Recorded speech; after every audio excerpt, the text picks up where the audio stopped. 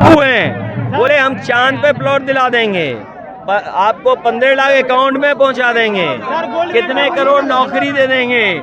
ये अमेरिका से ठोकर खाए हुए लोग हैं, अमेरिका इन्हें डरा रहा है, इसलिए चुनाव में इनके नाकामी पर बहस न हो, इसलिए ये इस तरह की लैंग्वेज कर रहे हैं।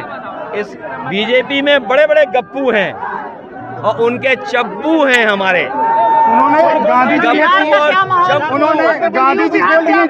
गांधी जी के 3 बंदरों से तुलना करी और कहा कि तो वहाँ तो 2 ही हैं, वहाँ तो 2 ही होंगे ना, एक गप्पू और बाकी चंपू।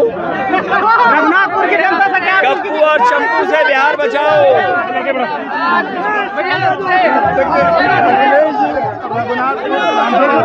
रघुनाथपुर विधानसभा पहुंचे हुए थे और भैया